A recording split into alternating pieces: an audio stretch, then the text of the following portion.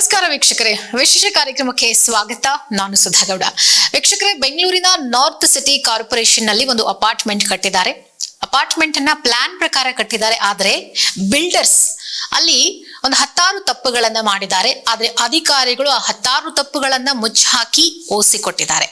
ಹಾಗಿದ್ರೆ ಹೇಗೆಲ್ಲ ಅಧಿಕಾರಿಗಳು ತಪ್ಪುಗಳನ್ನ ಮುಚ್ಚಾಕಿದ್ದಾರೆ, ಓಸಿಯಲ್ಲಿ ಏನೇನೆಲ್ಲ ಮಿಸ್ಟೇಕ್ಸ್ ಇದೆ, ಇದೆಲ್ಲದರ ಬಗ್ಗೆ ಎಕ್ಸ್ಪ್ಲೈನ್ ಮಾಡ್ಲಿಕ್ಕೆ ನಮ್ಮ ಒಂದು ಕಾರ್ಯಕ್ರಮದಲ್ಲಿ ಆರ್ಕಿಟೆಕ್ಟ್ ಆಗಿರುವಂತಹ ಶ್ರೀ ಕಿರಣ್ ಸರ್ ಅವರಿದ್ದಾರೆ. ಬನ್ನಿ ಅವರ ಕಾರ್ಯಕ್ರಮಕ್ಕೆ ವೆಲ್ಕಮ್ ಮಾಡೋಣ. ಸರ್ ನಮಸ್ತೆ, ವೆಲ್ಕಮ್ ಟು ದ ಶೋ. ನಮಸ್ತೆ ಮೇಡಮ್. ಸರ್, ಓಸಿ ಬಗ್ಗೆ ನಾವು ಸಾಕಷ್ಟು ಹೇಳ್ತಾ ಇರ್ತೀವಿ. ಕರೆಕ್ಟ್ ಆಗಿ ಕಟ್ಟಿದ್ರು ಕೂಡ ನಾವು ಓಸಿ ತಗೊಳ್ಳೋದು ಜನಸಾಮಾನ್ಯರಿಗೆ ಬಹಳ ಕಷ್ಟ ಆಗ್ಬಿಟ್ಟಿದೆ. ಆದ್ರೆ ಸಿಕ್ಕಾಬಟ್ಟೆ ಮಿಸ್ಟೇಕ್ಸ್ ಮಾಡಿದ್ರು, ಡಿವಿಯೇಷನ್ಸ್ ಮಾಡಿದ್ರು ಕೂಡ ಓಸಿ ಸಮ್ಟೈಮ್ಸ್ ಬೇಗ ಸಿಕ್ಬಿಡುತ್ತೆ ಅಂತ ನೀವೇ ಹೇಳ್ತಾ ಇರ್ತೀರಾ. ಸೊ ಇಲ್ಲಿ ನಾವು ಬೆಂಗಳೂರಿನ ನಾರ್ತ್ ಸಿಟಿ ಕಾರ್ಪೊರೇಷನ್ ಒಂದು ಅಪಾರ್ಟ್ಮೆಂಟ್ ಅನ್ನ ತೋರಿಸ್ತಾ ಇದೀವಿ. ಅಪಾರ್ಟ್ಮೆಂಟ್ ಅನ್ನ ಕರೆಕ್ಟ್ ಆಗಿ ಕಟ್ಟಿದ್ದಾರೆ ಅಂತ ಹೇಳಿ ಹೇಳ್ತಿದ್ದಾರೆ. ಬಟ್ ಅಲ್ಲಿ ಅಧಿಕಾರಿಗಳು ಬಿಲ್ಡರ್ಸ್ ಮಾಡಿರುವಂತಹ ಮಿಸ್ಟೇಕ್ ಗಳನ್ನ ಮುಚ್ಚಾಕಿ ಓಸಿ ಕೊಟ್ಟಿದ್ದಾರೆ ಅಂತ ಹೇಳಿ ಒಂದಷ್ಟು ದೂರುಗಳು ಬರ್ತಿದೆ. ಸೊ ಓಸಿ ಕಾಪಿ ನಮ್ಮ ಹತ್ರನೂ ಇದೆ. ಸೊ ನೀವು ಇದನ್ನ ಒಬ್ಬ ಆರ್ಕಿಟೆಕ್ಟ್ ಆಗಿ ಹೇಗೆ ಎಕ್ಸ್ಪ್ಲೈನ್ ಮಾಡ್ತೀರಾ ಸರ್? ಫಸ್ಟ್ ಆಫ್ ಆಲ್ ಬಂದು ಈ building madam RMP zoning regulations ಪ್ರಕಾರ ಹೋದ್ರೆ 4 ತಪ್ಪು ಬರುತ್ತೆ. ಈ ಲ್ಯಾಂಡ್ ರೋಡ್ ವೈಡ್ನಿಂಗ್ ಏರಿಯಾದಲ್ಲಿ ಬರುತ್ತೆ. ಪ್ರಾಪರ್ಟಿ ಫ್ರಂಟೇಜ್ ಅಲ್ಲಿ 11 ಮೀಟರ್ ರೋಡ್ ಇದೆ. 11 ಮೀಟರ್ ರೋಡ್ ಇದ್ರೆ ನಮ್ಗೆ FAR ಬಂದು 2.25 ಕೊಡೋದಿಕ್ಕೆ ಆಗಲ್ಲ. ಮೋರ್ ದ್ಯಾನ್ 40 ಫೀಟ್ ಎಬೋವ್ ಇದ್ರು ಮಾತ್ರ FAR 2.25 ಸಿಗ್ಬೇಕಾಗತ್ತೆ. ಇದು RMP ಮ್ಯಾಪ್ ಅಲ್ಲಿ 2015 RMP ಮ್ಯಾಪ್ ಅಲ್ಲಿ 60 ಫೀಟ್ ರೋಡ್ ಇದ್ರು ಕೂಡ ಆಕ್ಚುಯಲ್ ಆಗಿ 11 ಮೀಟರ್ ಇದೆ. ಅಂದ್ರೆ 37 ಫೀಟ್ ಇದೆ road. Property frontage 37 feet road ಇದೆ. ಇದಕ್ಕೆ FAR ಪ್ಲಾನ್ ಸ್ಯಾಂಕ್ಷನ್ ಕೊಡ್ಬೇಕಾದ್ರೆ 2.25 FAR ಕೊಟ್ಟಿದ್ದಾರೆ. ಅಂದ್ರೆ ಅವತ್ತಿನ 2017 ಅಲ್ಲಿ ನಿಮ್ಗೆ ಮ್ಯಾನ್ಯುಯಲ್ ಪ್ಲಾನ್ ಕೊಟ್ಟಾಗ್ಲೇನೆ ಇದಕ್ಕೆ ತಪ್ಪಾಗಿ ಪ್ಲಾನ್ ಕೊಟ್ರು FAR ನ. ಅಂದ್ರೆ ಇವತ್ತಲ್ಲ, ಇದು 2017 ಅಲ್ಲಿ FAR 2.25 ಪ್ಲಾನ್ ಕೊಟ್ರು. ಪ್ಲಾನ್ ಕೊಟ್ಟಾದ್ಮೇಲೆ CC ಅಪ್ಲೈ ಮಾಡ್ತಾರೆ. CC ನಾವು ತಗೊಳ್ಳೇಬೇಕಾಗ CC ತಗೋತಾನೆ ಬಿಲ್ಡರ್ ಪ್ಲಾನ್ ಕೊಟ್ಟಾದ್ಮೇಲೆ. ಈಗ OC ಕೊಡ್ಬೇಕಾದ್ರೆ ಇವತ್ತು ರೋಡ್ ವೈಡ್ನಿಂಗು 100% ರಿಲಿಂಕ್ವಿಷನ್ ಮಾಡ್ಕೋಬೇಕು ಅನ್ನೋ ಆರ್ಡರ್ ಇದೆ. ಅಂದ್ರೆ ಏನಾಗುತ್ತೆ, 60 ಫೀಟ್ ರೋಡ್ಗೆ ನಮ್ಮಲ್ಲಿ 37 ಫೀಟ್ ಪ್ರಾಪರ್ಟಿ ಫ್ರಂಟೇಜ್ ರೋಡ್ ಇದೆ. ಬ್ಯಾಲೆನ್ಸ್ ಏರಿಯಾ ಅಂದ್ರೆ 11.5 ಫೀಟ್ ಫ್ರೀ ಆಫ್ ಕಾಸ್ಟ್ ಅಲ್ಲಿ ಗವರ್ಮೆಂಟ್ಗೆ ರಿಲಿಂಕ್ವಿಷನ್ ಮಾಡ್ಕೊಡ್ಬೇಕು. ಅಂದ್ರೆ 11.5 ಫೀಟ್ ಅಂದ್ರೆ ನಿಯರ್ಲಿ 4 ಮೀಟರ್ ಅಂದ್ರೆ 3.6 ಮೀಟರ್ 3.5 ಮೀಟರ್ ಅಂತ ತಗೊಳ್ಳಿ. 3.5 ಇಂಟು ಡೆಪ್ತ್ ಬಂದು ಫ್ರಂಟ್ ಡೆಪ್ತ್ ಬಂದು ನಿಯರ್ಲಿ 40 ಫೀಟ್ ಬರುತ್ತೆ. ಅದನ್ನ ರಿಲಿಂಕ್ವಿಷನ್ ಮಾಡಬೇಕು. ನಮ್ಮ ಅಧಿಕಾರಿಗಳು ರಿಲಿಂಕ್ವಿಷನ್ ಮಾಡ್ಸಲ್ಲ, ಹಾಗೆ OC ಕೊಡ್ತಾರೆ. ಅರ್ಥ ಆಯ್ತಲ್ಲ madam? Plus FAR plan sanction ತಗೋಬೇಕಾದ್ರೆ 2.25 ತಗೊಂಡಿದ್ದಾರೆ. ಏನೋ ಒಂದು ಮಾಡಿ ಅವತ್ತಿನ ಕಾಲದಲ್ಲಿ ತಗೊಂಡಿದ್ದಾನೆ. ಇವತ್ತು ಕೂಡ 2.25ಗೆ OC ಕೊಡ್ತಾರೆ. ಅಂದ್ರೆ ಪ್ರೀಮಿಯಂ FAR ಅಂತ ಇವತ್ತೇನ್ ಗೌರ್ಮೆಂಟ್ ತಂದಿದೆ, ಏನಕ್ಕೆ ಬೇಕದು ಅಂದ್ರೆ ಇದು ಪ್ರೆಸೆಂಟ್ ವ್ಯಾಲ್ಯೂ ಇದಕ್ ಬಂದು 1.75 FAR ಅಷ್ಟೇ ಕೊಡ್ಬೇಕು. ಇದಕ್ಕೆ 1800 ಸ್ಕ್ವೇರ್ ಮೀಟರ್ ಅಂತ ಲೆಕ್ಕ ತಗೊಳ್ಳಿ. 1800 ಸ್ಕ್ವೇರ್ ಮೀಟರ್ ಪ್ರೀಮಿಯಂ FAR ನ ಗೌರ್ಮೆಂಟ್ ಮೋಸ ಮಾಡ್ತಾರೆ. 1800 ಸ್ಕ್ವೇರ್ ಮೀಟರ್. ಅರ್ಥ ಆಯ್ತಲ್ಲ ಮೇಡಮ್? 0.5 ಅಂದ್ರೆ 0.4 ಈಗ 2.23 ಅವ್ರು ಅಚೀವ್ ಮಾಡಿದ್ದಾರೆ. 1.82 ಪರ್ಮಿಸಿಬಲ್ ಲಿಮಿಟ್ ಇದೆ ಅವ್ರಿಗೆ ವಿತ್ ಇನ್ ಝೋನ್ ರೆಗ್ಯುಲೇಷನ್ ಪ್ರಕಾರ. ಅವ್ರು 5% ಲೆಕ್ಕ ಹಾಕೊಂಡ್ರೆ 2.0 ಅಂದ್ರೆ 0.4ಗೆ 1800 ಲೆಕ್ಕ 1800 ಸ್ಕ್ವೇರ್ ಮೀಟರ್ ಲೆಕ್ಕ ಹಾಕಿದ್ರೆ ಒಂದು ಸ್ಕ್ವೇರ್ ಮೀಟರ್ಗೆ ಕನಿಷ್ಠ 10,000 ಪ್ರೀಮಿಯಂ FAR ಹಾಕಿದ್ರು ಕೂಡ 30 ಫೀಟ್ ಅಂದ್ರೆ 20% ಲೋಡ್ ಮಾಡ್ಬೋದು. ಲೋಡ್ ಮಾಡ್ಕೊಳ್ಳೋದಿಕ್ಕೆ ಹೋದ್ರೆ ನಮ್ಗೆ ಗೌರ್ಮೆಂಟ್ ಅಲ್ಲೇ 1 ಕೋಟಿ 1.25 ಕೋಟಿ ದುಡ್ಡು ಹೊರಟೋಯ್ತು. 1.25 ಕೋಟಿ ಗೌರ್ಮೆಂಟ್ ಬರಬೇಕಾಗಿದ್ದ ದುಡ್ಡು. ಒಂದು ಸ್ಕ್ವೇರ್ ಮೀಟರ್ಗೆ ಅವರೇಜ್ ಪ್ರೀಮಿಯಂ FAR ಈ ಗೈಡ್ಲೈನ್ಸ್ ವ್ಯಾಲ್ಯೂಗೆ 28% ಆಫ್ ಗೈಡ್ಲೈನ್ಸ್ ವ್ಯಾಲ್ಯೂ ನಾವು ಪೇ ಮಾಡಬೇಕು. ನಮ್ದು ಗೈಡ್ಲೈನ್ಸ್ ವ್ಯಾಲ್ಯೂ ಬಂದು 45,000 ಇದೆ. ಮಿನಿಮಮ್ 50,000 ಕೌಂಟ್ ಮಾಡ್ಕೋಬೇಕು ನಾವು.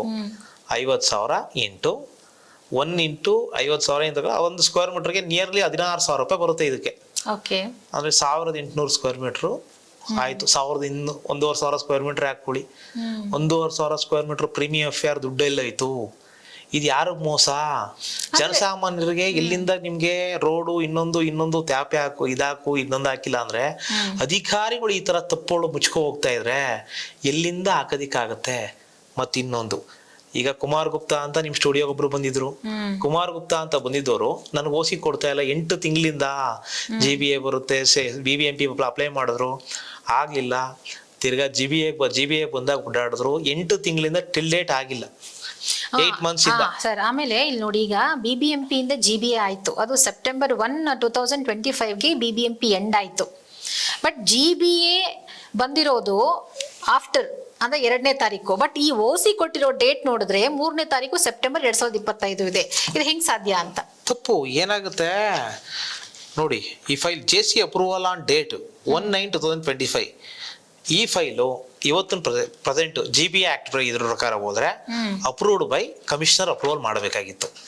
ಅಂದ್ರೆ 1ನೇ ತಾರೀಕು JC ಅಪ್ರೂವಲ್ ಮಾಡಿ, ಅಂದ್ರೆ ಆ ಪ್ರೋಸೆಸ್ನೇ ಕಟ್ ಮಾಡಿದ್ರು. ಫೈಲ್ ಕಮಿಷನರ್ಗೆ ಹೋಗ್ಬೇಕಾಗಿತ್ತು. ಈ ಫೈಲ್ ಅಪ್ರೂವಲ್ ಆಗ್ಬೇಕು ಅಂದ್ರೆ ಅದೇ 1ನೇ ತಾರೀಕು 2ನೇ ತಾರೀಕು ಅಪ್ರೂವಲ್ ಆಗಿದ್ರೆ AE ADTP DD JD additional commissioner 5 ಜನಕ್ಕೆ ಹೋಗ್ಬೇಕಾಗಿತ್ತು. ಇಲ್ಲಿ ಯಾವ ಪರಿಸ್ಥಿತಿ ಆ ಟೈಮಲ್ಲಿ ಇದ್ದ ನಾಗರಾಜಪ್ಪ ಅನ್ನೋ JD ಬಂದು ಆ ಡೇಟ್ಗೆನೆ JC ಅಪ್ರೂವಲ್ ಮಾಡಿಸ್ತಾರೆ, ಒಂದೇ ದಿನಕ್ಕೆ. ಆ ಡೇಟ್ ಅರ್ಥ ಆಯ್ತಲ್ವಾ? ಅಂದ್ರೆ ಸಾರ್ವಜನಿಕರಾದ್ರೆ ನೀವು BBMP ಇಂದ GBA ಆದ್ಮೇಲೆ ಬನ್ನಿ ನೋಡೋಣ ಅಂತಾರೆ. ಅದೇ ಬಿಲ್ಡರ್ಸ್ ಆಗ್ಲಿ ಇನ್ನೊಬ್ರು ಹೋದಾಗ ಒಂದು ದಿನಕ್ಕೆ ಅಪ್ರೂವಲ್ ಮಾಡ್ತಾರೆ. ಈಗ ನಮ್ಮ ಅಫಿಷಿಯಲ್ಸ್ಗೆ ಸಾವಿರಾರು ತಪ್ಪುಗಳಿದ್ರು ಕೂಡ ಎಲ್ಲ ಚೆಕ್ ಮಾಡೋದಿಕ್ಕಾಗಲ್ಲ. 53 lakhs ಸಮಥಿಂಗ್ ಕೊಟ್ಟಿದ್ದಾರೆ ಅವರು ಈ ಓಸಿ ತಗೊಳಕ್ಕೆ. ನಿಮ್ಗೆ ಪ್ರೀಮಿಯಂ FIR ಏನಾಗುತ್ತೆ ಮೇಡಮ್? ಪ್ರೀಮಿಯಂ FIR ದುಡ್ಡು ಹೋಯ್ತಾ? 1.5 ಕೋಟಿ ಪ್ರೀಮಿಯಂ FIR ದುಡ್ಡು ಹೋಯ್ತಾ? FIR ಬಂದು 1.75 ಇದು ಕೊಡ್ಬೇಕಾಗಿರೋದು. ಪ್ರೀಮಿಯಂ FIR 1.5 ಕೋಟಿ ದುಡ್ಡು ಹೋಯ್ತು. ಅಂದ್ರೆ ಅಧಿಕಾರಿಗಳು ಸರ್ಕಾರದಿಂದ ಮುಚ್ಚಿಟ್ಟು ಲೂಪ್ ಹೋಲ್ಸ್ ಗಳನ್ನ ಒಸಿ ಕೊಟ್ಟಿದ್ದಾರೆ. 1.5 ಕೋಟಿ ಪ್ರೀಮಿಯಂ FIR ದುಡ್ಡೇ ಹೋಯ್ತಲ್ಲ ಗೌರ್ಮೆಂಟ್ಗೆ. ಗೌರ್ಮೆಂಟ್ ಬರ್ಬೇಕಾಗಿದೆ 53 ಲಕ್ಷ ಬಂದು. ಇದು ಓನ್ಲಿ ಲೇವಿ ಚಾರ್ಜಸ್.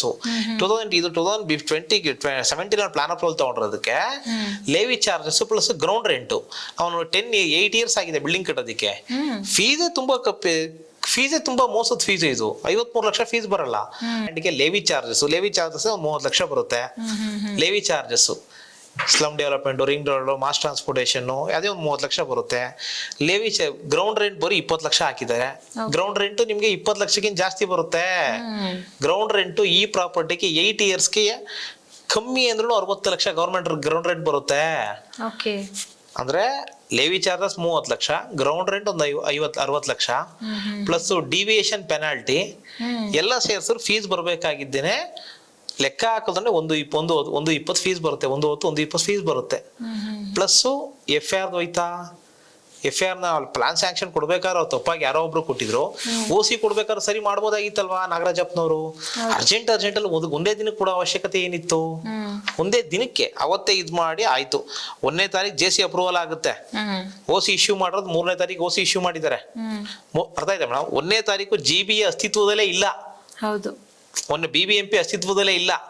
ಅಂದ್ರೆ 3ನೇ ತಾರೀಕು ಇವ್ರು ಬಂದಾಗ OC GBA ಹೆಸರಲ್ಲಿ OC ಇಶ್ಯೂ ಮಾಡ್ಬೇಕಾಗಿತ್ತು. ಯಾವ ಹೆಸರಲ್ಲಿ ಹೇಳಿ? ಬೆಂಗಳೂರು ನಾರ್ತ್ ಸಿಟಿ ಕಾರ್ಪೊರೇಷನ್ ಅನ್ನೋ ಹೆಸರಲ್ಲಿ OC ಇಶ್ಯೂ ಮಾಡ್ಬೇಕಾಗಿತ್ತು. ಅವತ್ತು OC ಇಶ್ಯೂ ಮಾಡಿದ್ರು ಕಮಿಷನರ್ ಸಿಗ್ನೇಚರ್ ಆಗ್ಬೇಕಾಗಿತ್ತಲ್ವಾ? ಅದಕ್ಕೋಸ್ಕರ ಪ್ರೋಸೆಸ್ನೇ ಕಟ್ ಮಾಡಿದ್ರು. 53 ಲಕ್ಷ ಫೀಸು ಯಾರಿಗೆ ಕಟ್ತಾರೆ? ನಮ್ಗೆ ಎರಡು ಆಪ್ಷನ್ ಇದೆ. ಒಂದು ಬಂದು IFMS ಖಜಾನೆ ಕಟ್ಟಬೇಕು, ಇಂಟಿಗ್ರೇಟೆಡ್ ಫೈನಾನ್ಷಿಯಲ್ ಮ್ಯಾನೇಜ್ಮೆಂಟ್ ಸಿಸ್ಟಮ್ಗೆ. ಇನ್ನೊಂದು ಇದಕ್ಕೆ ಕಟ್ಟಬೇಕು, ಡೈರೆಕ್ಟ್ ಕಮಿಷನರ್ ಅಕೌಂಟ್ ಟ್ರಾನ್ಸ್ಫರ್ ಮಾಡಿದ್ರು. ಇದು ಯಾವ ಕಮಿಷನರ್ ಹೋಗಿದೆ? North city. ಇದು ಯಾವಾಗ ಹೋಗಿರೋದು? 3ನೇ ತಾರೀಕು. 3ನೇ ತಾರೀಕು ಇನ್ನು ಕಮಿಷನರ್ಸ್ ಯಾವುದೇ ಕಮಿಷನರ್ಸ್ಗಳಿಗೆ ಅಕೌಂಟ್ ಕ್ರಿಯೇಟ್ ಆಗಿರಲಿಲ್ಲ. ಅಂದ್ರೆ OC ಇಶ್ಯೂ ಮಾಡಿರೋದು ನಾರ್ತ್ ಸಿಟಿ ಕಾರ್ಪೊರೇಷನ್. ಈ ದುಡ್ಡು ಯಾವ ಕಮಿಷನರ್ ಅಕೌಂಟ್ ಹೋಗಿದೆ? ನಾರ್ತ್ ಸಿಟಿಗೆ ಹೋಗಿದ್ಯಾ ಇಲ್ಲ BBMP ಅಕೌಂಟ್ ಹೋಗಿದ್ಯಾ? BBMP ಅಕೌಂಟ್ ಹೋದ್ರೆ 3ನೇ ತಾರೀಕು BBMP ಅಸ್ತಿತ್ವದಲ್ಲೇ ಇಲ್ವಲ್ಲ, ಹೇಗೆ OC ಇಶ್ಯೂ ಮಾಡಿದ್ರು ಇದನ್ನ? ಜನಸಾಮಾನ್ಯರಿಗೆ ಅಲ್ಲ ಮೇಡಮ್, ಇದು ವ್ಯವಸ್ಥೆ ಯಾರಿಗೋಸ್ಕರ? ನೀವು ಒಬ್ಬ ಆರ್ಕಿಟೆಕ್ಟ್ ಆಗಿರೋದಿಗೆ ಇದ್ರಲ್ಲಿ ಎಷ್ಟೆಲ್ಲ ಲೂಪ್ ಹೋಲ್ಸ್ ಇದೆ ಅಂತ ಹೇಳ್ತಾ ಇದ್ದೀರಾ. ಬಟ್ ಜನಸಾಮಾನ್ಯರಿಗೆ ಇದು ನೋಡಿದಾಗ ಅವ್ರಿಗೆ ಏನು ಅರ್ಥನೇ ಆಗಲ್ಲ, ಗೊತ್ತೂ ಆಗಲ್ಲ. ಏನ್ ಈಗ ಅಲ್ಲಿ 80 ಫ್ಲಾಟ್ ಕಟ್ಟಿದ್ದಾರೆ ಅಂತಿದೆ. 80 ಫ್ಲಾಟ್ ಅಲ್ಲಿ ಏನ್ ಮಾಡ್ತಾರೆ ಅವರು? ಸುಮ್ನೆ ಏನೋ ಫ್ಲಾಟ್ ತಗೋಬೇಕು, Nagawara village Kanakanagara main road ಅಲ್ಲಿ ಇರುವಂತ ಅಪಾರ್ಟ್ಮೆಂಟ್ ಇದು. ಇದ್ರಲ್ಲಿ ಏನಾಗುತ್ತೆ, ಅವ್ನಿಗೇನೋ ಒಂದ್ ಮನೆ ಕಟ್ಕೋಬೇಕು, ಒಂದ್ OC ಬೇಕು, ಬೈಫರ್ಕೇಶನ್ ಇದ್ಬೇಕು. ಬೆಸ್ಕಾಮ್ಗೆ ತಗೊಂಡೋಗಿ ಕೊಡ್ತಾನೆ, ಖಾತಾ ಆಗುತ್ತೆ. ಬೆಸ್ಕಾಮ್ಗೆ ತಗೊಂಡು ಕೊಡ್ತಾನೆ, ಪವರ್ ಕೊಡ್ತಾನೆ. ವಾಟರ್ ಸಪ್ಲೈ ಕೊಡ್ತಾನೆ, ಇದಾಗುತ್ತೆ. ವಾಟರ್ ಸಪ್ಲೈ ಆಗುತ್ತೆ. ಬೈಫರ್ಕೇಶನ್ ಅಪ್ಲೈ ಮಾಡ್ತಾನೆ, OC ಕಾಪಿ ಅಧಿಕಾರಿಗಳೇ ಕೊಟ್ಟಿರೋದಲ್ವಾ? ಅವ್ರು ಕೊಟ್ಟಿರೋದು ಅವ್ರಿಗೆ ಗೊತ್ತಿರುತ್ತಲ್ವಾ? ಅವ್ರು ಏನ್ ತಪ್ಪು ಮಾಡಿದ್ವಿ, ಇನ್ನೊಂದ್ ಮಾಡಿದ್ವಿ, ಹಾಕೊಂಡು ಮುಚ್ಚಾಕೋತಾರೆ. ಇದನ್ನ ಅವ್ರವ್ರದ್ದು OC ಆಗೋಗುತ್ತೆ. ಅಂದ್ರೆ ಸರ್, ಈಗ ಅಪಾರ್ಟ್ಮೆಂಟ್ ಗಳಿಗೆ OC ಸಿಕ್ಬಿಡುತ್ತೆ. ಬಿಕಾಸ್ ಬಿಲ್ಡರ್ ಮಾಡಿರೋ ಮಿಸ್ಟೇಕ್ ಗಳನ್ನ ಅಧಿಕಾರಿಗಳು ಮುಚ್ಚಾಕಿ OC ಕೊಟ್ಬಿಡ್ತಾರೆ. ಬಟ್ ಸಾಮಾನ್ಯ ಜನರು ಸ್ವಂತ ಮನೆ ಕಟ್ಕೋಬೇಕು ಅಂತಂದಾಗ ಅಲ್ಲಿ ಆಡಿಸ್ತಾರೆ, ಕರೆಕ್ಟ್ ಆಗಿ ಕಟ್ಟಿದ್ರು. ಸಾಮಾನ್ಯ ಮನೆ ಕಟ್ಟಿದ್ರು ಕೆಲಸದವನಿಗೆ ಮನೆ ಕಟ್ಟೋದಿಕ್ಕೆ 1-2 ಕೋಟಿ, ಸೈಟ್ ತಗೊಳ್ಳೋದಿಕ್ಕೆ 1.5-2 ಕೋಟಿ ಆಗಿರುತ್ತೆ. ಮನೆ ಕಟ್ಟೋದಿಕ್ಕೆ ಏನಾಗುತ್ತೆ, 1 ಕೋಟಿ ಬೇಕು, 1.5-2 ಕೋಟಿ ಖರ್ಚು ಮಾಡಿರ್ತಾನೆ, ಇಲ್ಲ 2 ಕೋಟಿ ಖರ್ಚು ಮಾಡಿರ್ತಾನೆ, 3.5 ಕೋಟಿ ಅವ್ನು ಆಲ್ರೆಡಿ ಕ್ರೆಡಿಟ್ಸ್ ಹೋಗ್ಬಿಟ್ಟಿರ್ತಾನೆ. ಸರ್ ಇವಾಗ ಹಂಗಿದ್ರೆ ಈ ಅಪಾರ್ಟ್ಮೆಂಟ್ ಗಳಲ್ಲಿ ಇದೊಂದೇ ಅಪಾರ್ಟ್ಮೆಂಟ್ ಅಂತಲ್ಲ, ಎಲ್ಲಾರಿ ಬೆಂಗಳೂರಲ್ಲಿರೋ ಆಲ್ಮೋಸ್ಟ್ ಅಪಾರ್ಟ್ಮೆಂಟ್ ಗಳಲ್ಲಿ ಬಿಲ್ಡರ್ಸ್ ಈ ತರದ್ ಮಿಸ್ಟೇಕ್ಸ್ ಮಾಡಿರ್ತಾರೆ. ಬಟ್ ಬಿಲ್ಡರ್ಸ್ ಗಳು ಅಧಿಕಾರಿಗಳಿಗೆ ದುಡ್ಡು ಕೊಟ್ಕೊಂಡು ಓಸಿ ತಗೊಂಡಿರ್ತಾರೆ.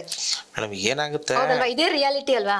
ಆ ರಿಯಾಲಿಟಿ ಅದೇ. ಅದೇನಾಗುತ್ತೆ, ಬಿಲ್ಡರ್ಸ್ಗಾದ್ರೆ ಒಂದ್ ಸಣ್ಣ ಪ್ರಾಬ್ಲಮ್ ಏನಪ್ಪಾ ಅಂದ್ರೆ, ಅವರು ಕೂಡ ಇನ್ವೆಸ್ಟ್ ಮಾಡಿರ್ತಾರೆ, ಕೋಟ್ಯಾಂತರ ರೂಪಾಯಿ ಇನ್ವೆಸ್ಟ್ ಮಾಡಿರ್ತಾರೆ. ಬಿಲ್ಡರ್ ತಪ್ಪು ಅಂತ ಆಗಲ್ಲ. ಈಗ ಏನೋ ಫ್ಲಾಟ್ ಕಟ್ಟಿದ್ದಾರೆ, ಅವ್ರು ಸೆಲ್ ಮಾಡಿದ್ರೆ ಅವ್ರಿಗೆ ಇನ್ವೆಸ್ಟ್ ಮಾಡೋ ದುಡ್ಡು ಆಚೆ ಬರೋದು. ಅದಕ್ಕೋಸ್ಕರ ಇನ್ನೊಂದ್ ಸ್ವಲ್ಪ ಯಾವ್ದೋ ಒಂದ್ ಫ್ಲಾಟ್ ಪರವಾಗಿಲ್ಲಪ್ಪ ಅಂದ್ಬಿಟ್ಟು ಏನೋ ಒಂದ್ ಮಾಡ್ಬಿಡ್ತಾರೆ ಬಿಲ್ಡರ್ಸ್. ಅವ್ರಿಗೂ ಕಷ್ಟ ಇದೆ, ಬಿಲ್ಡರ್ಸ್ಗಳು ಇದಿಲ್ಲ, ಅವ್ರಿಗೂ ಹೊಟ್ಟೆ ಉರ್ಕೊಂಡೇ ಕೊಡೋದಿಕ್ಕಾಗೋದು. ಈ ಗೌರ್ಮೆಂಟ್ ಫೀಸ್ ಕಟ್ಟಿ ಇದನ್ನ ಮಾಡು ಅಂದ್ರೆ ಹೊಟ್ಟೆ ಉರಿಯುತ್ತೆ. ಅದ್ರ ಬದಲು ಏನ್ ಮಾಡ್ತಾರೆ ಬಿಲ್ಡರ್ಸ್, ಗೌರ್ಮೆಂಟ್ ಫೀಸ್ ಆಗಲ್ಲಪ್ಪ, ಅದೊಂದ್ ಸ್ವಲ್ಪ ನನಗೆ ನೋಟ್ಲು ಮಾಡ್ಕೊಡು, ನೀನೇನೋ ಒಂದ್ ಸ್ವಲ್ಪ ನನಗೆ ಹೆಲ್ಪ್ ಮಾಡ್ಕೊಡೋದಿಕ್ಕೆ ನಿನಗೆ ಏನ್ ಬೇಕು ಹೇಳು. ಇದೆ ಇಲ್ಲಿ ಸರ್ಕಾರಕ್ಕೆ ಮೋಸ ಮಾಡ್ತಾ ಇದ್ದಾರೆ, ಸರ್ಕಾರದ ಖಜಾನೆಗೆ ದುಡ್ಡು ಹೋಗ್ತಾ ನೀವು ಲೆಕ್ಕ ಹಾಕೋಬೇಕಾಗಿರೋದು. ಅಧಿಕಾರಿಗಳ ಈ ಓಸಿ ಇಶ್ಯೂ ಮಾಡಿರೋ ನಾಗರಾಜಪ್ಪ ಅಂತ, JDTP Nagarajappa, Bengaluru north city corporation, ಇವತ್ತು ಅದೇ ಚೇರ್ ಅಲ್ಲಿ ಕೂತಿದ್ದಾರೆ. ಮೊದಲು BBMP JD ಆಗಿದ್ರು, ಇವತ್ತು ಬೆಂಗಳೂರು ನಾರ್ತ್ ಸಿಟಿ ಕಾರ್ಪೊರೇಷನ್ ಅದೇ ಜಾಗದಲ್ಲಿ ಕೂತಿದ್ದಾರೆ. ಈಗ FIR ದುಡ್ಡು ಹೋಯ್ತು, 1.25 ಕೋಟಿ ಗೌರ್ಮೆಂಟ್ ಬರ್ಬೇಕಾಗಿ ದುಡ್ಡು ಹೋಯ್ತು, ಪ್ಲಸ್ ಇದ್ರೂ ದುಡ್ಡು ಹೋಯ್ತು. ಪೆನಾಲ್ಟಿ ಹಾಕ್ಬೇಕಾದ್ರೂ ಪ್ರಾಪರ್ ಪೆನಾಲ್ಟಿ ಹಾಕಿಲ್ಲ. ಒಂದು ದಿನದಲ್ಲಿ ಅರ್ಜೆಂಟ್ ಅಲ್ಲಿ ಹಾಕಿದ್ದಾರೆ. ಅಸ್ತಿತ್ವದಲ್ಲೇ ಇಲ್ದೇ ಇರೋ ಸೀಲ್ ಹಾಕ್ಬಿಟ್ಟು ಸಿಗ್ನೇಚರ್ ಹಾಕ್ತಾರೆ. ಯಾರ್ದು ಹೇಳಿ? ಬಟ್ ಈ ಓಸಿಗೆ ಮಾನ್ಯತೆ ಇದೆಯಾ ಸರ್? ಅಧಿಕಾರಿಗಳು ಕೊಟ್ಟಿದ್ದಲ್ವ ಮೇಡಮ್, ಯಾರು ಕ್ವಶನ್ ಮಾಡ್ತಾರೆ? ಕೊಟ್ಟವ್ರು ಯಾರು? ಒನ್ಸು ಅಧಿಕಾರಿ ಸಿಗ್ನೇಚರ್ ಬಿದ್ರೆ ಅದ್ ಮುಗಿದೋಯ್ತು, ಅದನ್ನೇನು ಮಾಡೋದಿಕ್ಕಾಗಲ್ಲ. ಅದನ್ನ ಕ್ವಶನ್ ಮಾಡಕ್ಕಾಗಲ್ವಾ ನಾವ್ ಇವಾಗ? ಎಲ್ಲಿ ಹೋಗ್ತೀರಾ ಕ್ವಶನ್ ಮಾಡೋದಕ್ಕೆ? ವ್ಯವಸ್ಥೆ ಇರೋದೇ ಆಗಿದೆಯಲ್ಲ, ಯಾರ ಹತ್ರ ಹೋಗಿ ಕ್ವಶನ್ ಮಾಡ್ತೀರಾ? ವ್ಯವಸ್ಥೆ ಇರೋದೇ ಹಾಗೆ, ನೀವು ಅದ್ರೊಳಗಡೆ ಹೋಗ್ಬೇಕಷ್ಟೇ. ಈಗ ನಾನು ನಿಮ್ಮ ಸ್ಟುಡಿಯೋಗೆ ಬಂದಿದ್ದೀನಿ, ಮಾತಾಡ್ತಾ ಇದ್ದೀನಿ, ಏನೋ ಇದಾಯ್ತು, ಆದ್ರೆ ಮಾತಾಡೋದಿಕ್ ಧೈರ್ಯ ಬೇಕಲ್ವಾ? ಯಾರು ಮಾತಾಡ್ತಾರೆ? ನೀವು ಕರಿತೀರಾ, ನಾವು ಬಂದು ಮಾತಾಡ್ತೀವಿ. ಆದ್ರೆ ಇದನ್ನ ಕರ್ದಿ ಕೇಳೋರು ಯಾರಿದ್ದಾರೆ? 2 ಕೋಟಿ ಜನದಲ್ಲಿ 20,000 ಜನಕ್ಕೋಸ್ಕರ ಯಾರು ತಲೆ ಕೆಡಿಸ್ಕೊಳ್ಳಲ್ಲ, ಓದೋರು ಹೋಗ್ತಾರೆ. ಈಗ ನೀವು ಇಷ್ಟು ವಿಡಿಯೋಸ್ ಮಾಡ್ತಾ ಇದೀರಲ್ವಾ, ಯಾರು ನೋಡ್ತಾ ಇದಾರೆ ಹೇಳಿ? ನೋಡಲ್ಲ. ಏನಕ್ಕೆ? ಜನಗಳಿಗೆ ಬೇಕಾಗಿರೋದು ಇನ್ಫಾರ್ಮೇಶನ್ ಅಲ್ಲ, ಕಾಮಿಡಿ ಅಷ್ಟೇ. ಏನ್ ಅವಶ್ಯಕತೆ ಇಲ್ಲ ಅವ್ರಿಗೆ. ಏನೋ ಇವತ್ತು ನಗಬೇಕು, ಯಾರಿಗೆ ಸಮಸ್ಯೆ ಇದೆ ಅವ್ರು ನೋಡ್ತಾರೆ. ಸಮಸ್ಯೆ ಇದ್ದವನು ಅವನು ಸಮಸ್ಯೆ ಇದ್ದಾಗ ನೋಡ್ತಾನೆ, ನಾಳೆ ಮರ್ತು ಬಿಡ್ತಾನೆ. ಅವ್ನು ಮುಗ್ದೋಯ್ತಾ, ಅನ್ಸಬ್ಸ್ಕ್ರೈಬ್ ಮಾಡಿ ಫಾಲೋ ಮಾಡ್ಕೊಂಡು ಕ್ಲೋಸ್ ಮಾಡ್ತಾರೆ. ಏನೋ ವ್ಯವಸ್ಥೆ ಚೇಂಜಸ್ ಬರ್ಲಿ ಅಂತ ನೀವು ಟ್ರೈ ಮಾಡ್ತಾ ಇದ್ದೀರಾ, ಒಳ್ಳೇದು ಮಾಡಿ. ನೋಡಿ ಸರ್, ಇವಾಗ ಅದೇ ಸಾಮಾನ್ಯ ಜನರು ಮನೆ ಕಟ್ಟುವಾಗ ಪಾಪ ಅವ್ರು ಕಟ್ಟೋ ಫೀಸ್ ಎಲ್ಲ ಸರ್ಕಾರಕ್ಕೆ ಹೋಗುತ್ತೆ. ಅಧಿಕಾರಿಗಳು ಅವ್ರು ಜಾಸ್ತಿನೇ ಹಾಕ್ಬೇಕಾಗುತ್ತೆ, ಎದುರಿಸ್ಬೇಕಲ್ವ ಅವ್ರನ್ನ. ಅದಕ್ಕೆ ಏನ್ ಮಾಡ್ತಾರೆ ಅಧಿಕಾರಿಗಳು, ಸರ್ಕಾರಕ್ಕೆ ಲಾಸ್ ಮಾಡ್ಬಿಟ್ಟು ತಾವು ದುಡ್ಡು ತಗೊಂಡು ಈ ರೀತಿ ಓಸಿ ಕೊಡ್ತಿದ್ದಾರೆ. ಏನೋ ಅದು ಎಷ್ಟು ತಗೊಂಡಿರ್ತಾರೆ. ಬಟ್ ಸರ್ಕಾರ ಇದನ್ನ ಗಮನಿಸಬೇಕು. ಮತ್ತೆ ಆ ರೋಡ್ ಇನ್ನು ಡಾಂಬರ್ ಹಾಕೋದಿಕ್ಕಾಗಿಲ್ಲ, ರೋಡ್ ಕಿತ್ತೋಗಿದೆ. ಇವ್ನು ಇಲ್ಲಿ 1.5-2 ಕೋಟಿ ಹೋದ ರೋಡ್, 1 ಕಿಲೋಮೀಟರ್ ರೋಡ್ ಹಾಕ್ಬೋದಾಗಿತ್ತು. ಆ ಸೈಟ್ ಮುಂದೆನೆ ಈ ಬಿಲ್ಡಿಂಗ್ ಒಂದೇ ದುಡ್ಡರಲ್ಲೇ ಬಂದಿರೋ ಲೇವಿ ಚಾರ್ಜಸ್ ಇನ್ನೊಂದ್ರಲ್ಲಿ ಗೌರ್ಮೆಂಟ್ ನೋಡೋದಾಗಿತ್ತು. ಈ ದುಡ್ಡು ಎಲ್ಲೋಗಿದೆ ಅಂತ ಗೊತ್ತಿಲ್ಲ, ಏನು ಅಂತ ಗೊತ್ತಿಲ್ಲ, ಹೋಗ್ತಾ ಇದೆ. ನಮ್ದು ಓಸಿ ತಗೊಂಡು ಅಂತ ಅವನು ಸುಮ್ನಿರ್ತಾನೆ, ಅಧಿಕಾರನ ಕೊಟ್ಟಾಯ್ತು ಅವ್ನು ಸುಮ್ನಿರ್ತಾನೆ. ಕ್ವಶನ್ ಮಾಡೋರು ಯಾರು ಇಲ್ಲ. ಮೊನ್ನೆ ನೀವು ಒಂದು ರೂಲ್ ಬಡಿದು ಅಂತ ಒಂದ್ ಮಾಡಿದ್ರಿ, ಅಂದ್ರೆ ಪುಣೆ ಕಂಪ್ನಿ 3 ಕೋಟಿ ದುಡ್ಡು ಹೋಗುತ್ತೆ ಅಂತ. ಯಾರು ಕ್ವಶನ್ ಮಾಡೋರು ಯಾರು? ಸುಮ್ಮನೆ ಆಗ್ತಾರೆ. 20,000 ಜನ ಅಲ್ವಾ, ಮನೆ ಕಟ್ಬೇಕಾದ್ರೆ ಚಿಲ್ಲರೆ 600 ರೂಪಾಯಿ ಅಲ್ವಾ, 1000 ರೂಪಾಯಿ ಅಲ್ವಾ, ಬಿಸಾಕಿದ್ರಾಯ್ತು ಅಷ್ಟೇ. ಆ 1000 ರೂಪಾಯಿಗೆ ಏನ್ ವ್ಯಾಲ್ಯೂ ಇದೆ? ಆ 1000 ರೂಪಾಯಿಂದ ಅವ್ನು ಇಷ್ಟು ವಸೂಲಿ ಮಾಡ್ತಾ ಇದ್ದಾನೆ. ಅದನ್ನ ಯಾರು ಕೇಳೋರು ಯಾರಿದ್ದಾರೆ? ಕೇಳೋರು ಇಲ್ಲ, ಕ್ವಶನ್ ಮಾಡೋರು ಇಲ್ಲ. ಕ್ವಶನ್ ಯಾರು ಮಾಡಲ್ಲ. ನಂದಾಯ್ತಾ, ಮುಗೀತು, ನಂದಷ್ಟೇ. ನನ್ನ ಹೆಂಡತಿ ಮಕ್ಳು ಚೆನ್ನಾಗಿರಿ ಸಾಕು, ಅವೆಲ್ಲ ರಿಸ್ಕ್ ಅಲ್ವಾ? ಅದಕ್ಕೆಲ್ಲ ಹೋಗ್ತಾರ. ಏನಾರ ಮಾಡ್ಬಿಟ್ರೆ ಅವನು. ಹೌದು, ನಾವು ಈ ಒಂದು ಇನ್ಫಾರ್ಮೇಶನ್ ಕೊಟ್ಟಿದ್ದು ಏನ್ ಕಾರಣಕ್ಕಪ್ಪ ಅಂತಂದ್ರೆ ಜನರಿಗೆ ಈ ವಿಚಾರಗಳು ಗೊತ್ತಿರಲ್ಲ. ಸೊ ತಿಳ್ಕೊಂಡು ಅದನ್ನ ಯಾವಾಗ ನೀವು ಕ್ವಶನ್ ಮಾಡಕ್ ಶುರು ಮಾಡ್ತೀರಾ, ಅವಾಗ ನಿಮ್ಗೂ ಕೂಡ ಈಸಿಯಾಗಿ ಮುಂದಿನ ದಿನಗಳಲ್ಲಿ ಓಸಿ ಸಿಗತ್ತೆ, ಸರ್ಕಾರಕ್ಕೆ ಸಲ್ಬೇಕಾಗಿರೋ ದುಡ್ಡು ಸಿಗತ್ತೆ, ಅಧಿಕಾರಿಗಳಿಗೆ ಏನ್ ಸಂಬಳ ಕೊಡ್ತಾ ಇದ್ದಾರೆ ಅಷ್ಟ ಸಾಕು. ಆದ್ರೆ ಆ ಹಣದ ದುರಾಸೆಗೆ ಬಿದ್ದು ಇವತ್ತು ಜನಸಾಮಾನ್ಯರಿಗೆ ತೊಂದರೆ ಕೊಡ್ತಿದ್ದಾರೆ. ಬಿಲ್ಡರ್ಸ್ ಗಳಿಗೆ ಮತ್ತೆ ಯಾರೆಲ್ಲ ಡಿವಿಯೇಷನ್ ಮಾಡಿ ಈ ಥರದೆಲ್ಲ ನೂರಾರು ಮಿಸ್ಟೇಕ್ಸ್ ಗಳನ್ನ ಮಾಡ್ಕೊಂಡು ಬಂದು ಓಸಿ ಕೇಳ್ತಾರೆ, ಅವ್ರಿಗೆ ಆರಾಮಾಗಿ ಈಸಿಯಾಗಿ ಒಂದೇ ದಿವಸದಲ್ಲೂ ಕೂಡ ಓಸಿ ಕೊಡ್ತಾರೆ. ಏನು ತಪ್ಪಿಲ್ಲ ಮೇಡಮ್, ಇವ್ರು ಕಂಡೀಷನ್ ಹಾಕ್ತಾರೆ. ಆ ಕಂಡೀಷನ್ಗಳು ಆ ರೀತಿ ಇರುತ್ತೆ. ಅವನಿಗೆ ಯಾರೋ ಒಬ್ಬ ಬಿಲ್ಡರ್ ಆಗ್ಲಿ ಕಟ್ಬಿಟ್ಟಿರ್ತಾನೆ, ಕಟ್ಟಾದ್ಮೇಲೆ ಅವನಿಗೆ ಪ್ರಾಜೆಕ್ಟ್ ಅಂದ್ರೆ ಅವ್ನ್ ಲ್ಯಾಂಡ್ ತಗೊಂಡು ಇನ್ನೊಂದ್ ಮಾಡ್ದ ಅಂದ್ರೆ ಅವನಿಗೂ 100 ಕೋಟಿ ಖರ್ಚು ಬಿದ್ದಿರುತ್ತೆ. 100 ಕೋಟಿ ಖರ್ಚು ಮಾಡಿ ಆಚೆ ಬರೋದಿಕ್ಕೆ ಇದೊಂದು ಪೇಪರ್ ಅಷ್ಟೇ ಬೆಲೆ, ಈ ಪೇಪರ್ ಅಷ್ಟೇ ಬೆಲೆ ಇರುತ್ತೆ.